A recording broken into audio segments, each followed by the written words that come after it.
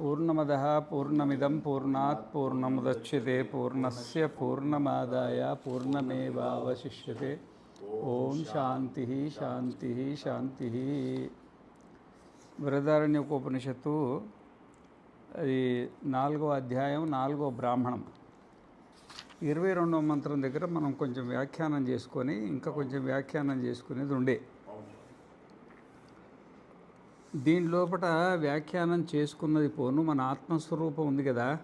సవా ఏష మహానజ ఆత్మ యోయం విజ్ఞానమయ ప్రాణేషు ఏషోంతర్హృదయ ఆకాశస్తస్మిన్ శేతే సర్వస్య వశీ సర్వశేషానః సర్వస్యాధిపతి సానా సాధునా కర్మణా భూయాన్నో ఏ వాసాధునా కనీయాన్ ఏష సర్వేశ్వరః ఏష భూతాధిపతి ఏష భూతపాలః ఏష సేతుర్విదరణ ఏషాం లోకానామ సంభేదాయ. ఇది మన మన స్వరూప వర్ణన అయింది. అయితే మరి మనం శరీరావచ్ఛిన్న చైతన్యం మాదిరిగానే అనిపిస్తుంది కదంటే నేను నఖశిఖ పర్యంతం ఎంతనో అంతే ఉన్నట్టు అనిపిస్తుంది. కానీ మరి వేదంలో వర్ణించినట్టుగా మరి ఏష సేతుర్విదరణ ఏషాం లోకానాం అసంభేదాయ, మరి ఇంత పెద్ద ఆత్మ మన స్వరూపం అని చెప్తున్నారు కదా, అది అనుభవానికి రావట్లేదు అంటే మరి అది అంతఃకరణ దోషం వల్ల, అంతఃకరణంలో మలమో విక్షేపమో ఆవరణమో ఏదో ఒక దోషం ఉండి ఆ దోష ప్రభావం వల్ల అది నీకు సరి అయినటువంటి జ్ఞానం కలగట్లేదు. ఎందుకంటే ఇట్లా విషయ జ్ఞానం కలగాలన్నా ఇట్లా ఆత్మజ్ఞానం కలగాలంటే మనకు బుద్ధి ద్వారానే జరగాల. అయితే బుద్ధి ద్వారానే మనసైవాను ద్రష్టవ్యం నేహనానాస్తి కించన అంటే బుద్ధి ద్వారానే జరగాల. ఆ బుద్ధిలో ఎలాంటి దోషం ఉన్నా కానీ ఆ దోష ప్రభావం వల్ల ఎంత ఉందో అంతవరకు మనకు ఆత్మజ్ఞానం కలగదనమాట. అందుకనే దానికి ఈ మనసులో ఉన్న దోషాలు తీసేసుకోవడానికి మనకు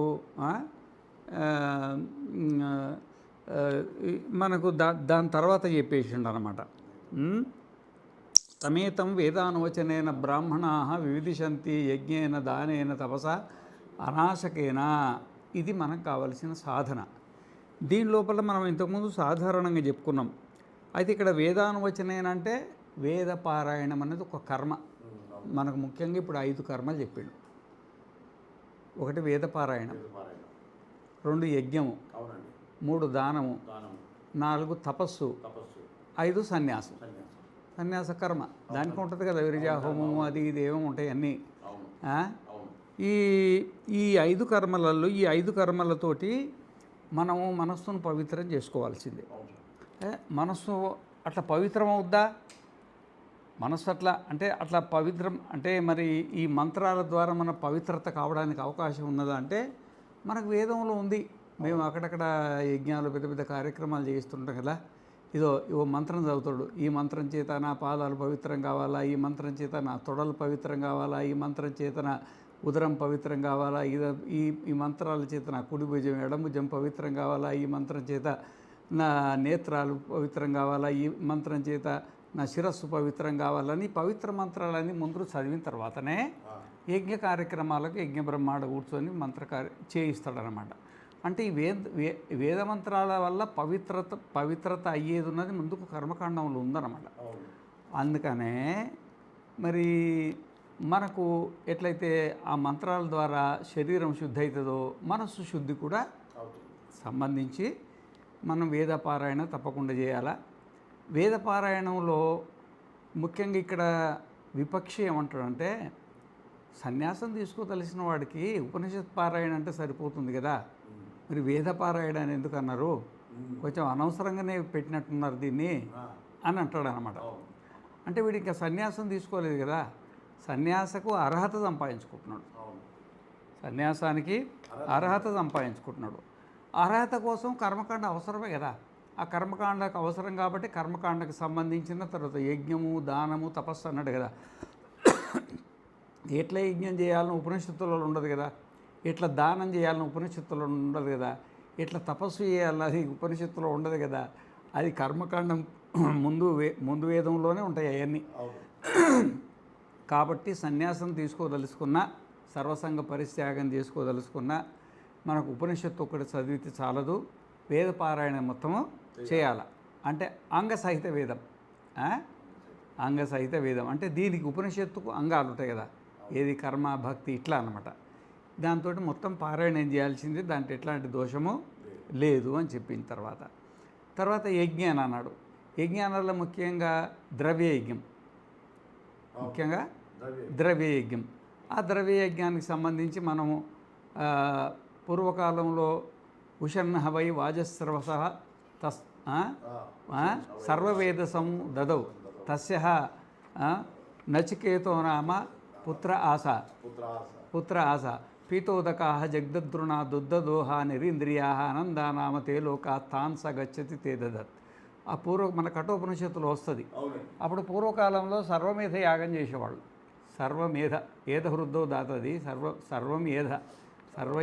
సర్వేంత సర్వస్వాన్ని అంటే తన ఉన్న కాడికి ఎంత ఉన్నదో అంత దానం చేసి ఒకటి యజ్ఞం నిమిత్తం పెట్టుకొని ఆ యజ్ఞం కోసం అందరిని ఆహ్వానించి తర్వాత ఎవరెవరికి ఏమేం కావాలో తనకున్నది మొత్తం దానం చేసి బొచ్చ ఉంటుంది అడుక్కోవడానికి, ఆ బొచ్చ కూడా ఎవరి దగ్గర అడుక్కొని భిక్షాటన చేయాలి. ఆ కాలంలో అట్లా చేసేవాళ్ళు అన్నమాట. ఇక్కడ అట్లా ద్రవ్యయజ్ఞం చెప్పిందట. నువ్వు సంపాదించిందంతా 10 మందికి పంచిపెట్టమని. మా దగ్గర కూడా యజ్ఞాలు చేస్తుంటాడు ఇక్కడ. ఏమయ్యావి ఈ యజ్ఞం ఇంటి దగ్గర చేసుకోవచ్చు కదా, ఏముంది 4 ఇటరాలు పెట్టేసి ఇంద్రాయ స్వాహ యమాయ స్వాహ నిరుతయ స్వాహ ప్రజాపతయ స్వాహ. మరి అక్కడికి ఇక్కడికి ఏమి తేడా అంటే ఇక్కడ అన్నదానం జరుగుతుంది. ఎవరెవరో వస్తారు, సాధువులు వస్తారు, వాళ్ళు వస్తారు, వీళ్ళు వస్తారు, వాళ్ళకి వస్త్రదానము, ఆ దక్షిణ దానము, వచ్చిన వాళ్ళకంత భోజనాలు. మీ ఇంట్లో పెట్టుకుంటే మీ చుట్టాలకు ఎవరు వస్తారు అక్కడ? ఆ చుట్టాలకు పెట్టింది అన్నదానం కిందికి రాదు కదా అది. ఆ చుట్టాలకు ఎంతకు పెట్టినా అన్నదానం కిందికి రాదు.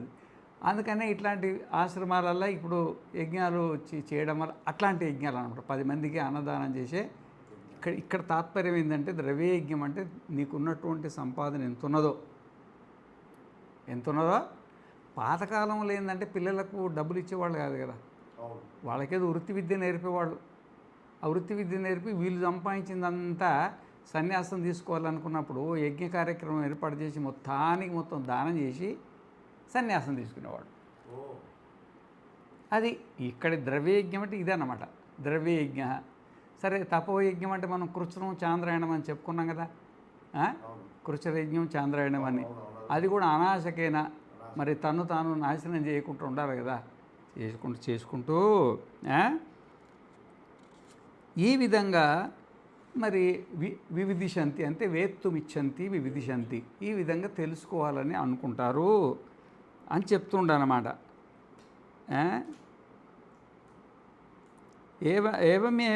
ఏతమేవ విధిత్వా నిర్భవతి. ఈ విధంగా వేదపారాయణం ద్వారా, యజ్ఞం ద్వారా, దానం ద్వారా, తపస్సు ద్వారా మనసులో ఉన్నటువంటి మలదోషము, విక్షేప దోషము సంపూర్ణంగా తొలగించుకున్న తర్వాత ఉపనిషత్తులు చెప్పిన వాక్యం ఉంటుంది కదా, ఉపనిషత్తులు వాక్యాలు, గురువుగారు చెప్పిన వాక్యాలు ఉంటాయి కదా, అప్పుడు వీడికి పడతాయి. యథాదేవే పరాభక్తి యథాదేవే తథా గురౌ తస్యైతే కథితాఖ్యర్థా ప్రకాశ్యంతే మహాత్మన అన్నాడు అన్నమాట. ఆ దోషం పోతే కానీ ఆ ఉపనిషత్తులు చెప్పింది, ఆ గురువు చెప్పింది నీకు అర్థం కాదు. లేకపోతే ఇన్నట్టే ఉంటుంది. ఎన్ని సంవత్సరాలు పారాయణం చేసినా ఎక్కడ వేసిన గొంగడి అక్కడే ఉంటుంది అనమాట. ఏం మారడు, వ్యక్తిగతంగా ఏం మారడు అనమాట. అందుకంటే ఈ సంస్కారం అనేది అనివార్యం. ఏ సంస్కారం? వేదపారాయణము, యజ్ఞము, దానము, తపస్సు, దీన్ని సంస్కారాలు అంటారు. మనసులో ఉన్న దోషాలు సంపూర్ణం తొలగిన తర్వాత ఏతమేవ విదిత్వా మునిర్భవతి. ఈ విధంగా తెలుసుకొని ఈ ప్రపంచ విషయంలో ఇక మౌనం అయిపోతారు అన్నమాట. ప్రపంచ విషయంలో మౌనం అయిపోతాడు. ఎందుకు మౌనం అవుతాడు అంటే, ఇప్పుడు రాత్రి ఒక ఆయన భిక్షాటన చేస్తున్నాడు. ఒక ఇంటికి పోయిండు. ఇంటికి పోతే ఆ ఊరోళ్ళు చూసేసి, ఏంటయ్యా బాబు ఇంత తుంటగా, అంత బలిసి ఉండవు, బాగున్నావు, గట్టిగా ఉన్నావు, కష్టం చేసుకొని బతకరాదా, నీకు ఏదైనా ఇబ్బంది అయితే మేము పని ఇస్తాం, కానీ ఏదో ముసలోళ్ళకు ముఖ్యులకు వాళ్ళ వీళ్ళకంటే బాగుంటుంది, కానీ మరి మీరేంది నువ్వు ఇంత పెట్టమన్నారు వాళ్ళు. సరే అని ఇంకో ఊరికి పోయిండు. ఆ ఊరిలో పెట్టలే.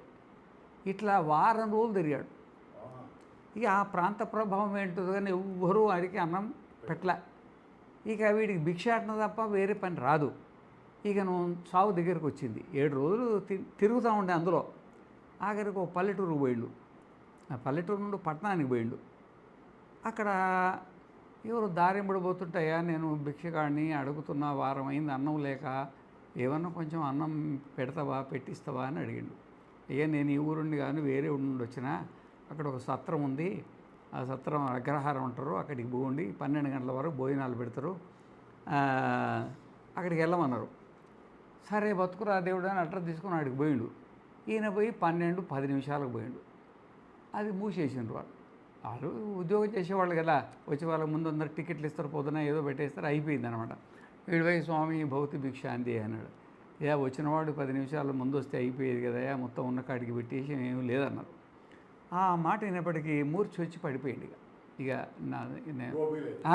అయిపోయింది. ఇక తర్వాత ఏం చేసిందరే, ఆ పెద్ద మనిషి చూసారే, మనం చేసేది అన్నదానం రా బాబు, ఈ గేటు ముందు చచ్చిపోతే మొత్తం కాలనీలో మా పేరు బదనాం అయిపోద్ది, చూడండి ఏదైనా ఉంటే అంటే వాళ్ళు బొచ్చెలు తుడిచే వాళ్ళు ఉంటారుగా, వాళ్ళన్నదే మాడు మాత్రం ఉందయ్యా బాబు, ఆ మాడి బొచ్చెలు వేసినాం కాబట్టి ఇది తప్ప ఇంకేమీ లేదన్నారు. ఆ చచ్చిపోయేవాడికి మాడో వీడు పట్టరండి రా బాబు అని ఆ మాడు, ఆ సాంబార్ అన్నం అది ఇదంతా కలిపేసి దాంట్లో పెట్టేసి దగ్గరికి వచ్చేసి నీళ్ళు ముఖాన తల్లిండు. ముఖం లేచి కూర్చున్నాడు. ఇదో బాబు ఇది ఉంది, ఇది మాడు, అన్నం అయితే లేదు కానీ మాడు ఉంది, నువ్వు తినాలనుకుంటే మాత్రం ఇంతే ఉన్నదిగా, అది కూడా ఇక మేము తాళం వేసుకొని పోతున్నాం, ఇక్కడ భోంచి చేయడానికి లేదు, రోడ్డు అవతల చేదు బాగుంది, అక్కడ శుభ్రంగా కాళ్ళు ముఖం కడుక్కొని తినమంటాను. బతుకురా దేవుడా, ఇది భగవంతుని అనుగ్రహం. చనిపోయేప్పుడు ఇక చావే దగ్గరికి వచ్చింది. బతుకురా దేవుడా అనుకొని పోతున్నాడు. ఇంతలోనే 2 వృషభాలు ఎద్దులు బాగా బలిసి ఉన్నాయి, ఓదా నోటి తగు పెట్టుకున్నట్టు ఓడిపోయింది. ఆ ఓడిపోయిన దాన్ని గెలిచింది తరుముతుందన్నమాట. ఇది ఆ ఓడిపోయింది వెనక్కి తిరుగుతా, ఒకసారి వెనక్కి తిరుగుతా చూస్తూ వెనక వస్తుందేమని, అదే టైంలో వీడిని వచ్చి గుద్దేసింది. ముందు వెనక్కి చూసే టైంలో వీడిని చూడలా, వచ్చి గుద్దేసేవాడికి ఇస్తరావు ఓ పక్క పడిపోయింది, అన్నమో పక్క పడిపోయింది, తానో పక్క పడిపోయిండు. నారాయణ. ఇక లేచి కూర్చున్నాడు. కూర్చున్నప్పుడేమో హంసతూలిక కల్పం ఉంది. హంసతూలిక తల్పం హంసతూలిక తల్పం. అసలు ఆకలి లేదు, పోవలేదు, ఏసీలో ఉన్నాడు, అంత సేవలు చేస్తున్నాడు చుట్టుపక్క, ఎక్కడ చూసినా కానీ అంత రాజభవనం, పెద్ద రాజభవనం. ఇక ఏంది, ఇది సత్యమా అది సత్యమా, ఇది సత్యమా అది సత్యమా, నాకేం అర్థం కాదా. ఈ ఒక రకంగా షాక్ వచ్చేసింది. ఇది సత్యమా అది సత్యమా, ఇది సత్యమా అది సత్యమా అంటుంటే ఆ మంత్రి గారిని పిలిపించి చూసిండు, ఇది ఉన్నట్టుంది కానీ గురువుగారిని పట్టుకొచ్చిండు. ఆ గురువుగారు చూసిండు, ఆయనకేదో అర్థం అయిపోయింది. అయ్యా అది సత్యం కాదు, ఇది సత్యం కాదు, నువ్వు సత్యం అన్నాడు ఆయన. ఇది అన్నవారెవరంటే అష్టావక్రుడు. ఈ స్వప్నం ఎవరికి వచ్చింది? జనకుడికి. అర్థమైందా? అది సత్యం కాదు, ఇది సత్యం కాదు, నేను సత్యం అనుకున్నోటికి ఇక ప్రపంచంలో మౌనం తప్ప ఏముంటుంది? ఇక ఇప్పుడు జాగ్రత్త సత్యం కాదు, స్వప్నము సత్యం కాదు, సుషుప్తి సత్యం కాదు. సత్యమైతే నిన్నటి జాగ్రత్త సుషుప్తులు పోయేటివి కావు కదా. మరి ఈరోజు జాగ్రత్త స్వప్నం సుషుప్తులు సత్యమైతే ఇవి పోవు కదా. ఇవి పోతున్నాయి అంటే ఇవి సత్యం కాదు. అని మనం పోతున్నామా? మనం పోతలేం కదా. నిన్న 3 పోయినాయి, మొన్న 3 పోయినాయి, పుట్టినప్పటి నుండి ఎన్ని 3లు పోయినాయో, ఇంకా భవిష్యత్తులో ఎన్ని 3లు పోతాయో మనం పోతామా? పోవన్నమాట. కాబట్టి ఈ విషయంలో జ్ఞాని అయినటువంటి వాడు మరి ఇసుకలో ఎండమావుల మాదిరిగా, ఇసుకలో ఎండమావుల మాదిరిగా మనలోనే మరి ఈ మనలోనే బుద్ధి అనేది ఒక నది లాంటిది. ఇక దాంట్లోనే జాగ్రత్త స్వప్న సుషుప్తులు మావుల లాంటివి. ఇక అది తెలిసిపోయి ఇప్పుడు స్వప్నం నుండి లేచిన వాడికి అంత తన స్వరూపమే తెలిసినట్టుగా మరి జాగ్రత్త కూడా నిద్రపోతే అంత మన స్వరూపమే అవుద్దిగా, ఏం మిగలదుగా. సుషుప్తికి పోయేపటికి 2 మన స్వరూపం అయిపోతాయిగా. ఇక మనకు భిన్నంగా రెండో వస్తువే లేదన్నప్పుడు ఏ వస్తువు కోసం మనిషి ఆరాటపడాలా? అందుకే ముని అన్నాడు. ఏతమేవ విదిత్వా మునిర్భవతి. అర్థమైందా? ఏతమేవ భవిత్వా మునిర్భవతి ఏతమేవ ప్రవ్రాజనో లోకమిచ్చంత ప్రవ్రజంతి. అందుకనే ఇక నేను నాది అంటూ లేదు. ఇక నేను నాది అంటూ, నేను నాది అంటే బుద్ధి ఉన్నట్టే. నేను నాది లేనప్పుడు ఇక అది ఇక ఇక తన అంటూ పరివారం లేదు కదా.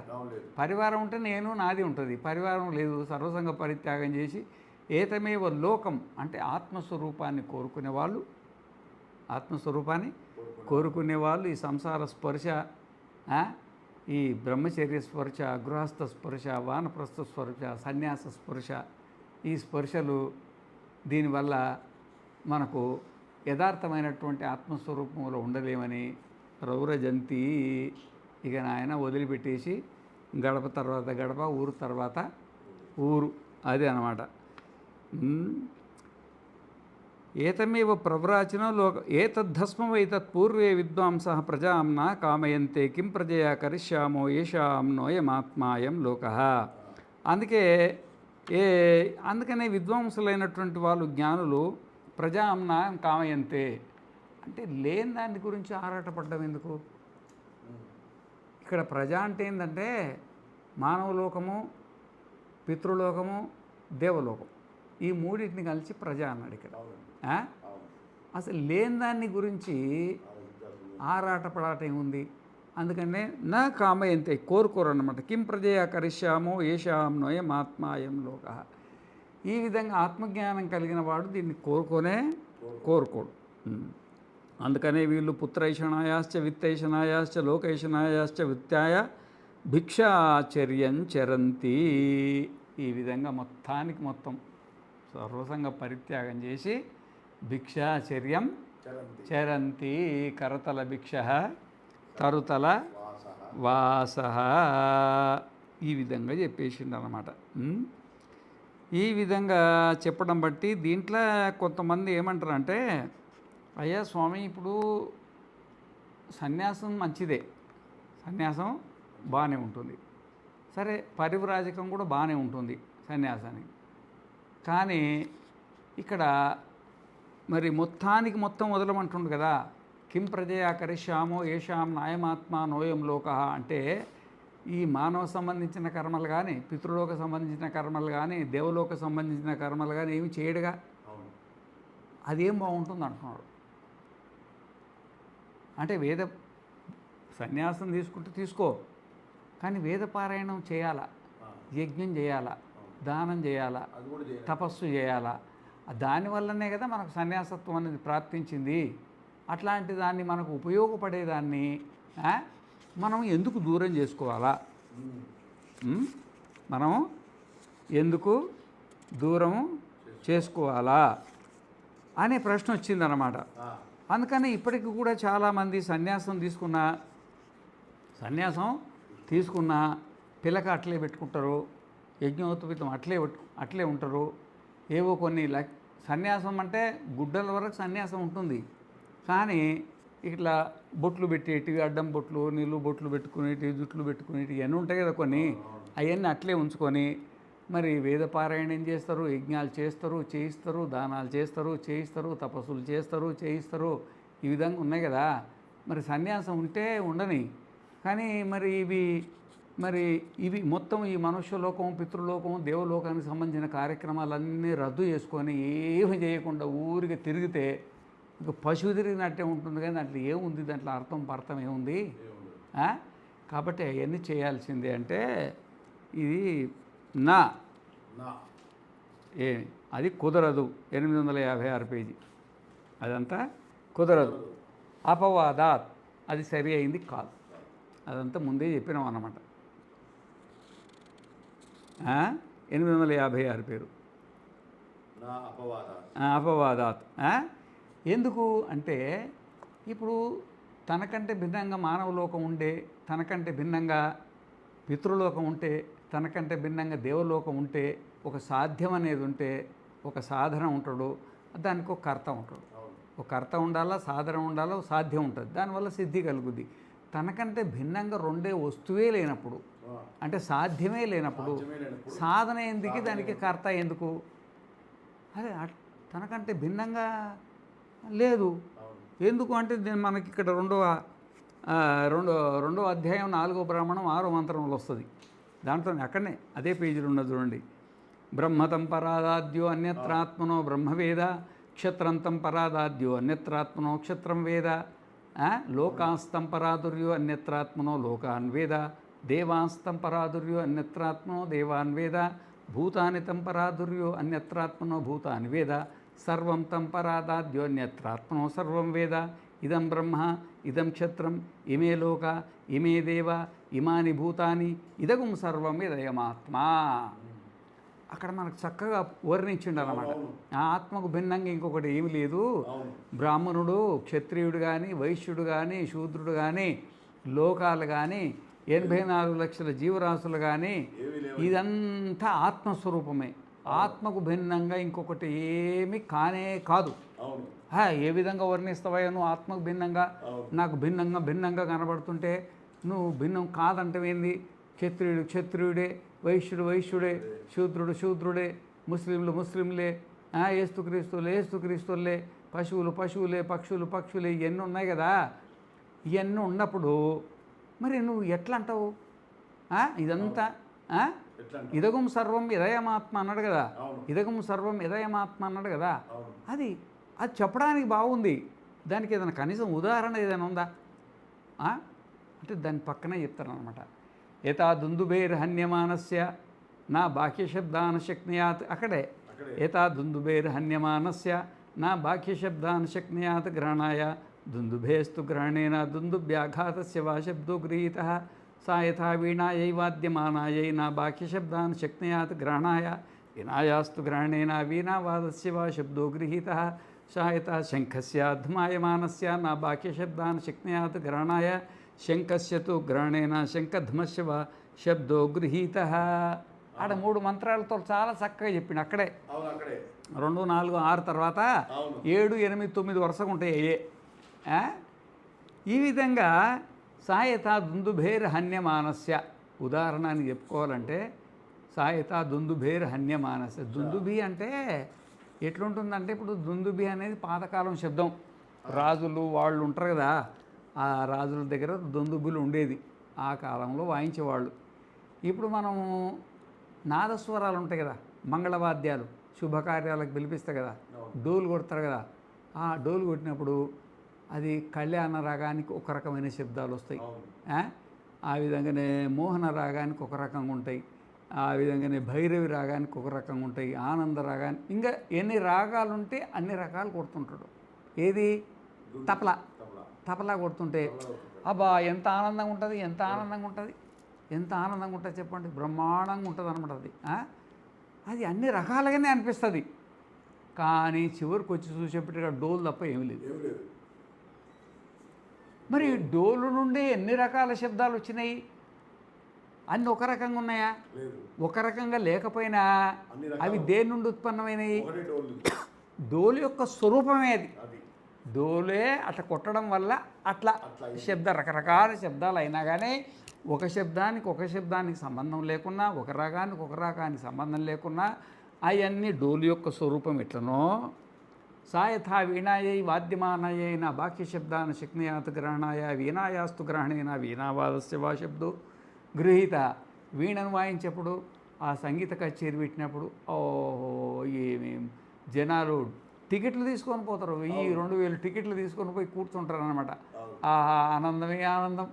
ఒక శబ్దం ఉన్నట్టు ఒక శబ్దం ఉండదు, ఒక రాగం ఉన్నట్టు ఒక రాగం ఉండదు. ఒక రాగమేమి ఏడిపిస్తుంది, ఒక రాగమేమి నవ్విస్తుంది, ఒక రాగమేమి మనసును చపలం చేస్తుంది, ఒక రాగమేమి నిద్రపుస్తుంది. ఎన్నో రకాలు ఉంటాయి అన్నమాట.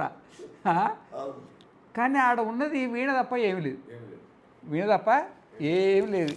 వీణనే ఇన్ని రకాలుగా అయిపోయింది. ఆడికి పోయి చూస్తే వీణ తప్ప ఏమి లేదు. ఆ విధంగానే ఉండేది ఒకటే ఆత్మ.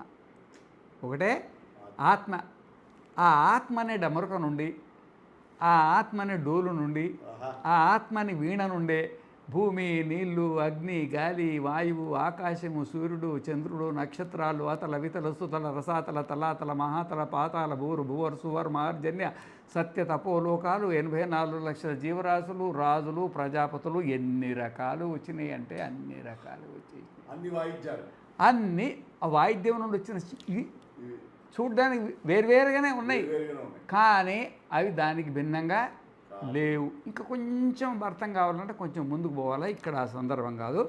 ఇక్కడ సందర్భం ఏంటంటే ఆత్మ తప్ప ఇంకొకటి అంతా ఆత్మనే, అంతా ఆత్మనే. ఇప్పుడు బ్రాహ్మణుడిని నువ్వు ఆత్మ కాబట్టి ఆ బ్రాహ్మణుడిని ఓడిస్తావు. ఆ బ్రాహ్మణుడే నేను బ్రాహ్మణుడిని పట్టుకొని నువ్వేం బ్రాహ్మణుడివయ్యా, నువ్వు జడుడివి, కంటితో చూడలేవు, చెవుతో వినలేవు, నవ్వుతో మాట్లాడలేవు, కాళ్ళు కదలదు, చెయ్యి కదలదు, నువ్వు జడుడివి అన్నమనుకోండి, ఊరినంతా పోగు చేసేసి ఆడ కూర్చొని నన్ను జడుడు అంటాడా, నన్ను తిట్టు కదా ఇది, నేను చూడలేనా, నేను వినలేనా, మీ ఊరులంతా సాక్ష్యం చెప్పండి, నేను జడుని ఎట్లయితే నేను చైతన్యాన్ని కదా అని ఎవరిని పట్టుకుని నువ్వు జడును అన్నా, బ్రాహ్మణుని, క్షత్రువుని, వైశ్యుని, శూద్రుడిని, దేవతలు ఎవరిని పట్టుకొని నువ్వు జడును అన్నా నేను చైతన్యం అని నిరూపించి వాడిని ఓడగొడతావు. ఆ విధంగానే 84 లక్షల జీవరాశుల్లో ఏ ప్రాణినైనా సరే నువ్వు పట్టుకొని నువ్వు జడం అనుకొని దాన్ని ఇట్లా కొట్టు, ఊరుకుంటుందా? అది ఊరుకుంటుందా చెప్పండి? పోటీ పడుతుంది అన్నమాట. ఏత వృషభం దుష్టు అవష్టభ్యతే ద్రజ అంటాడు. వృషభం అంటే ఒక ఎద్దు, ఒక కొత్త ఎద్దు కనపడగానే నీలుకుంటాడు. ఎందుకంటే నేను చైతన్యం జడాన్ని కానండి. అర్థమైందా? ఈ విధంగా 84 లక్షల జీవరాశులతో పాటు 14 లోకాలన్నీ జీవరాశులు అన్నీ కూడా చైతన్యమే. నువ్వు చైతన్యం కాదంటే అదే నిన్ను ఓడగొడుతుంది, అంటే అదే నిన్ను పరాభవిస్తుంది, అంటే అదే నిరూపణ చేసేసి నేను చైతన్యం నిరూపణ చేసేసి నిన్ను మౌనం చేస్తుందని తాత్పర్యం అన్నమాట. ఈ విధంగా ఆత్మకు భిన్నంగా రెండో వస్తువే లేదు అని చెప్పిన తర్వాత ఏ వస్తువు కోసము యజ్ఞం చేయాలా, ఏ వస్తువు కోసం దానం చేయాలా, ఏ వస్తువు కోసం తపస్సు చేయాలా చెప్తుండనమాట. ఇది పరబ్రహ్మ దర్శనమపి అపవద్యత్యేవ అపరబ్రహ్మణోపి సర్వం అధ్య అంతర్భావాత్. ఇదంతా కూడా ఆత్మస్వరూపమే. ఎత్ర నాణ్యత్ పశ్యతి, నాణ్యత్ శృణోతి, నాణ్యత్ జుగ్రతి, నాణ్యతు మనుతే, నాణ్యత్ విజానాతి, ఛాందోగ్యోపనిషత్తు అన్నమాట. ఒకసారి ఆత్మస్వరూపం అయిన తర్వాత ఇది రెండో వస్తువు చూడడానికి లేదు కదా. ఇది పూర్వాపర బాహ్యాంతర దర్శన ప్రతిషేధాద్య అపూర్వం అనపరం అనంతరం అబాహ్యం. బృహదారణ్యోపనిషత్తు 2:5-19. దీనికంటే ముందు కూడా ఇప్పుడు మనకు ఈ 2వ అధ్యాయం కదా, 4వ అధ్యాయంలో కూడా 3వ అధ్యాయంలో వస్తాయి ఇవి. 3వ అధ్యాయంలో కూడా ఉంటుంది అన్నమాట. ఏతద్వై తదక్షరం గారికి బ్రాహ్మణా అభివదంతి అస్థూలం అణను అక్రస్వం అదీర్ఘం అలోహితం అస్నేహం అచ్ఛాయం అతపం అవాయు అనాకాశం అసంగం అరసం అగంధం అచక్షుష్కం అశ్రోత్రం అప్రాణం అమనో అవాక్ అప్రాణం అముఖం అనంతరం అబాహ్యం నతదష్నాతి కించన నతదష్నాతి కశ్చన. అక్కడ కూడా వస్తుంది మంత్రం అన్నమాట. ఈ విధంగా ఆత్మకు భిన్నంగా ఇంకొకటి లేదు. అపూర్వం అనపరం అనంతరం అబాహ్యం, లోపట లేదు, బయట లేదు, ఇంకొకటి లేదు, ఏది లేదని చెప్పేసింది అన్నమాట. తత్కేనకం పశ్యేత్ విజానీయాత్. ఇది 2-4 పద్యాలు. తత్కేనకం పశ్యేత్ అదే 2వ అధ్యాయము, అదే 4వ బ్రాహ్మణం ఉందిగా, పైన 2, 4, 6 ఉందా, అదే పైన. ఇది 2, 4, 14. ఎత్ర అన్యదివస్యాత్ తత్ర అన్యో అన్యత్ పశ్యే, తత్ర అన్యో అన్యజ్జిఘ్రే, తత్ర అన్యో అన్యద్వది, తత్ర అన్యో అన్యశృణుయాత్, తత్ర అన్యో అన్యన్మన్వీత, తత్ర అన్యో అన్యద్విజానీయాత్. ఎత్ర తు సర్వం ఆత్మైవాభూ తత్కేనకం పశ్యే, తత్కేనకం జిఘ్రే, తత్కేనకం రసే, తత్కేనకం వజే, తత్కేనకం అన్వీత, తత్కేనకం విజానీయాత్. ఏనేతకం సర్వం విజానాతి తం కేన విజానీయాత్ విజ్ఞాతారమరే కేన విజానీయాత్. మనకంటే ఒకటి భిన్నంగా ఒకటి వస్తూ ఉంటే అది మనం చూడాలా. రెండో వస్తువు మనకు భిన్నంగా లేనప్పుడు దేనితోటి దేన్ని చూడాలా, దేనితోటి దేని రుచి చూడాలా, దేనితోటి ఏది వినాలా, దేనితోటి ఏ వాసన చూడాలా, దేనితోటి దేని గురించి ఆలోచన చేయాలా, దేని గురించి నిశ్చయం చేయాలా, అంతా ఆత్మస్వరూపమే కదా. ఆత్మకు భిన్నంగా ఒకటి వస్తువు లేనే లేదు కదా. అన్నిటిని చూసి ఆత్మను ఇంకొకటి చూసేది ఏముంది, మైత్రేయి అని దాంట్లో వస్తుంది అన్నమాట. కాబట్టి ఆత్మకు భిన్నంగా రెండో వస్తువే లేనప్పుడు, అంత ఆత్మస్వరూపమే అయినప్పుడు దేనికోసం వేదపారాయణం చేసుకోవాలా, దేనికోసం యజ్ఞం చేయాలా, దేనికోసం దానం చేయాలా, దేనికోసం తపస్సు చేయాలా, దేనికోసం నువ్వు చెప్పే కర్మలు చేయాలా చెప్పయ్యా బాబు అని అంటున్నాడు అన్నమాట. అర్థమైందా? ఒకవేళ మాకైతే ఈ ప్రపంచం అంతా లేనట్టే, మాకైతే ఆత్మకు భిన్నంగా రెండో వస్తువు లేనట్టే లేదు, మీకు ఉన్నట్టు అనిపించింది అనుకో, ఆ నదిలో ఎండమావుల్లో నీళ్లు పారుతున్నట్టు అనిపించినాయి అనుకో, దాంట్లోపై పొరలాడిపో, మాకు ఇబ్బంది ఏమి లేదు. ఏమి ఎండమావుల్లో నీళ్ళు ఉన్నట్టు నీకు అనిపిస్తే దాంట్లో పోయి ఈదులాడు, ఆ నీళ్లు తాగు, ఆ నీళ్ళతో పొలం బారించుకో, పట్టమండించుకో, ఆ నీళ్ళతో ఆశమనం చెయ్యి, ఏమే స్నానం చేసుకో, మాకేం ఇబ్బంది ఏమి లేదు పొమ్మంటున్నాడు. ఏ ఇబ్బంది లేదే బాబు, ఆత్మకు భిన్నంగా ఇంకో రెండు వస్తువే లేదు. కాబట్టి సన్యాసం తీసుకున్న తర్వాత యజ్ఞము, దానము, తపస్సు, ఆత్మజ్ఞానం కలిగిన తర్వాత మరి వేరేది అవసరం లేదన్నమాట. ఇంకోటి 863 పేజీలో ఇంకొకటి చెప్తున్నాడు అనమాట. అంకే చేన్ మధు విందేత కిమర్థం పర్వతం రజేత్. అంకే చేన్ మధు విందేత కిమర్థం పర్వతం రజేతు. నీకు ఇప్పుడు తేనె నీ ఒళ్ళోనే ఉందనుకో, అంకం అంటే ఒళ్ళోనే తేనె ఉండంగా దానికోసం పర్వతానికి పోవడం ఎందుకయ్యా బాబు, అదే తెలివి తక్కువ పని కదా. నువ్వే ఆత్మ అయినప్పుడు, నువ్వే ఆనంద స్వరూపుడమైనప్పుడు, సర్వానందాలకు ఆనంద స్వరూపుడు దేనికోసం పోవాలయ్యా బాబు అంటున్నాడు. ఏమి సర్వం కర్మాఖిలం పార్థ జ్ఞానే పరిసమాప్యతే. కాబట్టి మనకు ఎన్ని కర్మలు ఉన్నాయో అన్నీ కూడా జ్ఞానం కలిగిన తర్వాత కర్మలు అనేటివి మనకేవి లేవు. ఏతైధాంసి సమిద్దోగ్నిర్భస్మసాత్ కురుతే అర్జున, జ్ఞానాగ్ని సర్వకర్మాన్ని భస్మసాత్ కురుతే తథా.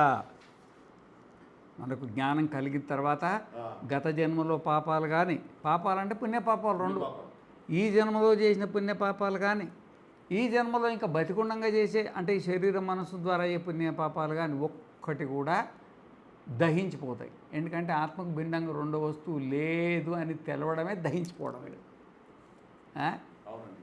ఇది మనం గతంలో చెప్పిన దానికంటే మిగులు మనం ఇప్పుడు చెప్పుకున్నాం అన్నమాట.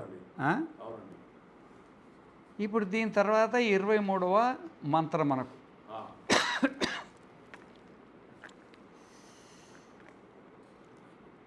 865 పేజీ.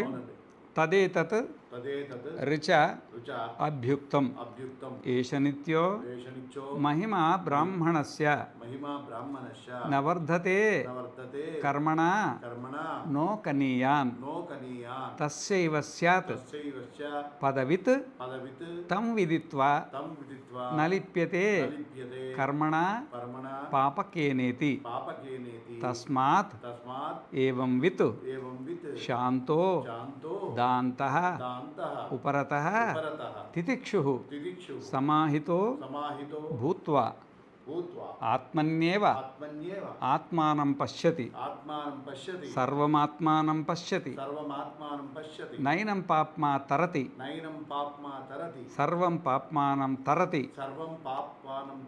నైనం పాప్మా తపతి సర్వం పాప్మానం తపతి విపాపో విరజో అవిచికిత్సో బ్రాహ్మణో భవత్యేష బ్రహ్మలోకః సమ్రాట్ ఏనం ప్రాపితోసీతి హోవాచ యాజ్ఞవల్క్యః సోహం భగవతే విదేహాన్ దదామి మాం చాపి సహ దాస్యాయేతి.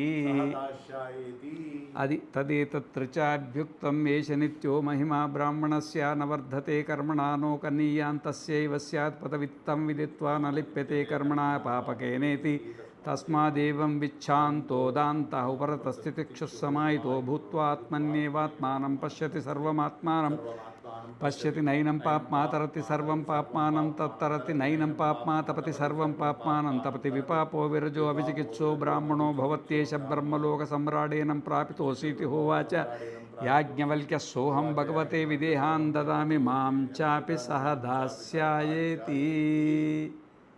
ఇకను ఈ పర్వము దగ్గరికి వచ్చింది. ఇక పర్వము దగ్గరికి వచ్చింది, యుద్ధ పర్వం దగ్గరికి వచ్చింది అన్నట్టుగా జ్ఞానపర్వం దగ్గరికి వచ్చింది. ఇక తదేతత్ అంటే మరి ఈ బ్రాహ్మణంలో వివరించినటువంటి ఏ బ్రాహ్మణంలో శారీరక బ్రాహ్మణంలో ఇక్కడ నుండి 22 మంత్రాల వరకు శారీరక బ్రాహ్మణంలో వివరించిన దాన్నే విషయాన్నే తదేతత్ రిచ అంటే వేదమంత్రం చేత, ఇదే వేదమంత్రం అభ్యుక్తం అంటే విశేషంగా చెప్తుందన్నమాట. ఏష నిత్యో మహిమ బ్రాహ్మణస్య. ఏష అంటే ఈ కాదు, ఈ మహిమ ఏష అంటే ఇది అది కాదు. అది అంటే స్వర్గమో బ్రహ్మలోకమో లేకపోతే పితృలోకమో గంధర్వలోకమో అది కాదనమాట. ఏష ఈ ఏష బ్రాహ్మణస్య మహిమ నిత్య. ఈ బ్రాహ్మణుని యొక్క మహిమ నిత్యమైంది. ఏ బ్రాహ్మణుడు? ఆత్మజ్ఞానం. ఎట్లాంటి ఆత్మజ్ఞానము? ఈ జాగ్రత్త నేను కాదు, స్వప్నము నేను కాదు, సుషుప్తి నేను కాదు, నేను సర్వాధారమైన ఆత్మను ప్రజ్ఞానాంశు ప్రతానై స్థిరచర నికర వ్యాపిభిర్వ్యాప్యలోకాన్ భుక్త్వా భోగాన్ స్తవిష్టాన్ పునరపి ధిషణోద్భాసితాన్ పీత్వా సర్వాన్ విశేషాన్ స్వపితి మధురభుం మాయయా భోజయన్ను. ఇక్కడ లాస్ట్ది మాయా సంఖ్య తుర్యం. ఇక్కడ మాయా సంఖ్య తురీయం పరమమృతమజం బ్రహ్మ ఎత్తన్నతోస్మి. ఆ పరమమృతం ఉంది కదా, నాంత ప్రజ్ఞం నా బహిష్ప్రజ్ఞం నోభయత ప్రజ్ఞం న ప్రజ్ఞానగనం న ప్రజ్ఞం నా అప్రజ్ఞం అదృష్టం అవ్యవహార్యం అదృష్టం అలక్షణం అచింత్యం అవ్యపదేశ్యం ఏకాత్మ ప్రత్యయసారం ప్రపంచోపశమం శాంతం శివం అద్వైతం చతుర్థం మన్యంతే స ఆత్మ అహం బ్రహ్మాస్మి. ఈ విధంగా ఇది అన్నమాట. ఏష అంటే ఈ జ్ఞానం ఉంది కదా, ఈ ఆత్మజ్ఞానం ఉంది కదా, ఈ ఆత్మజ్ఞానం సంబంధించినటువంటి మహిమ ఉంది కదా, ఈ ఆత్మజ్ఞానం సంబంధించినటువంటి మహిమ ఇది నిత్యము. మహిమ అంటే నిత్యము. మహిమ అంటే ఇప్పుడు సర్పంచ్కు మహిమ ఉంటుంది. అది ఎన్ని ఏండ్లు ఉంటుంది? 5 ఏండ్లు ఉంటుంది. 5 ఏండ్లు కాగానే పోతుంది. ఎమ్మెల్యేకు ఒక మహిమ ఉంటుంది, ఆయనకు 5 ఏండ్లు ఉంటుంది. మన భారతదేశంలో ఏ ఎలక్షన్లు అయినా కానీ అంతే లిమిట్ పీరియడ్ ఉంటాయి అనుకోరు. అది అంత పాతకాలంలో అయితే ఏదో కొంచెం ఉండేది, కానీ ఇప్పుడు ఈ మహిమలు ఆ విధంగానే పితృలోకంలో మహిమ కొంతకాలం ఉంటుంది, గంధర్వలోకంలో మహిమ కొంతకాలం ఉంటుంది, దేవలోకంలో మహిమ కొంతకాలం ఉంటుంది, ఆజాన లోకంలో మహిమ కొంతకాలం ఉంటుంది, ప్రజాపతి లోకంలో మహిమ కొంతకాలం ఉంటుంది, ఆ విధంగానే బ్రహ్మలోకంలో మహిమ కొంతకాలం ఉంటుంది. 100 సంవత్సరాలు అయ్యగానే ఆ బ్రహ్మ భువనాలోక పునరావర్తినోర్జున మాముపేత్యతు కౌంతేయ పునర్జన్మ న విద్యతే క్షీణే పుణ్యే మర్త్యలోకం విశంతి.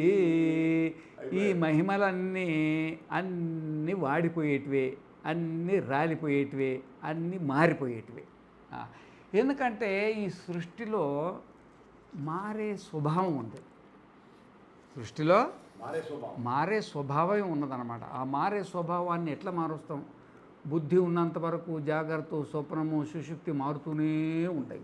దాన్ని ఆపలేవు. ఎవరు ఆపగలరు? బుద్ధి ఉన్నంతకాలం. బుద్ధి స్వరూపానికి లయమైపోతుంది తప్ప అంతవరకు మారలేవు అన్నమాట.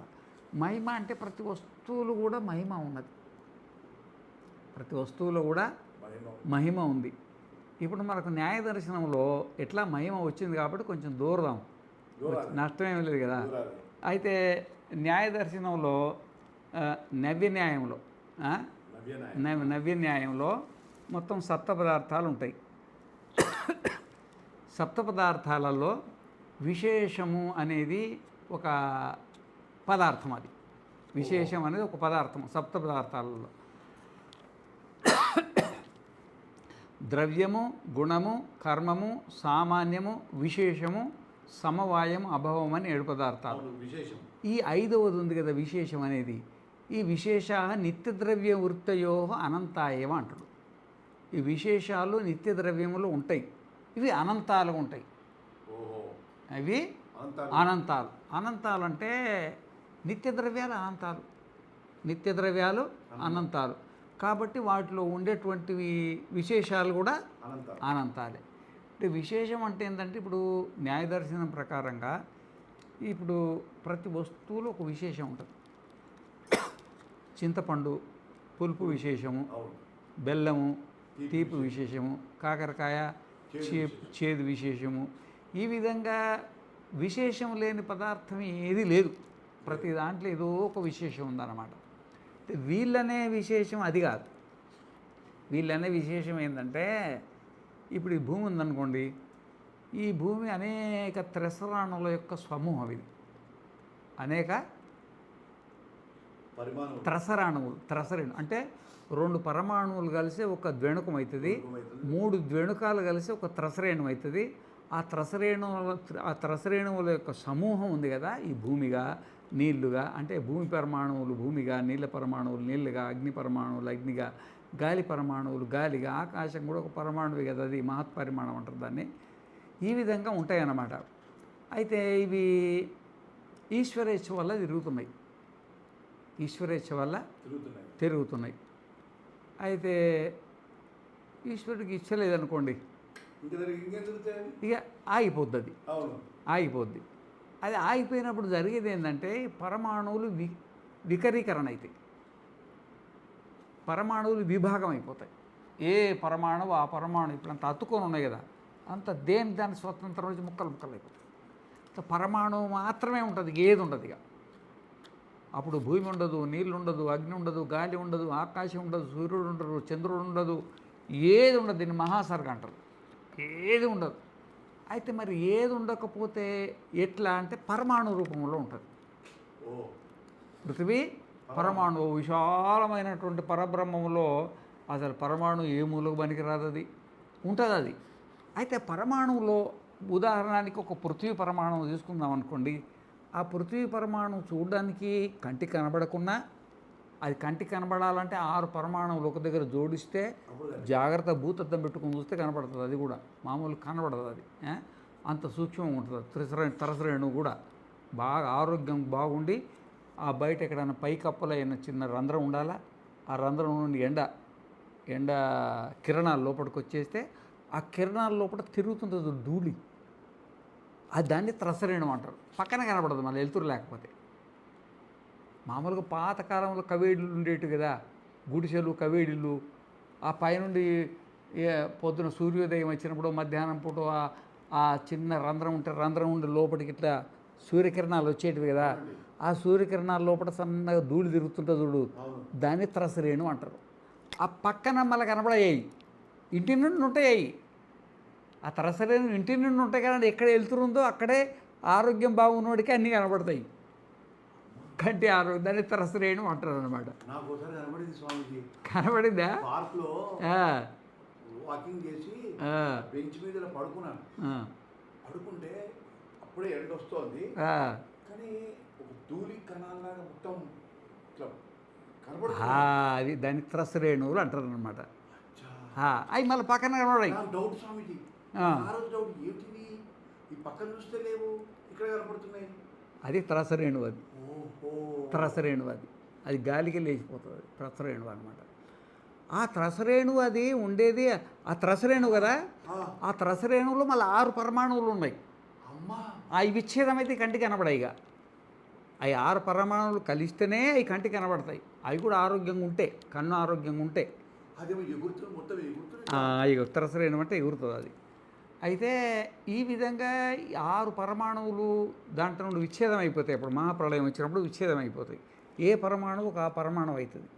ఆ పరమాణువు లోపల ఉదాహరణకి పృథ్వీ పరమాణువు ఉందనుకోండి. పృథ్వీ పరమాణువులు ఏమేమి ఉంటాయి? రూపం. ఇప్పుడు రంగు ఉందా, ఈ రంగు దాంట్లో ఉంటుంది. రూపం, రసం, ఇప్పుడు నాలుగు పెడితే రుచి వస్తుంది. గంధం వాసన, రూప రస గంధ స్పర్శ, స్పర్శ, సంఖ్య, సంఖ్య, ఒకటన్న సంఖ్య ఉందిగా. అవునుంది. రూప రస గంధ స్పర్శ సంఖ్య, పరిమాణం, అణుపరిమాణం ఉంది కదా, కొలత ఉంది కదా, కొలత.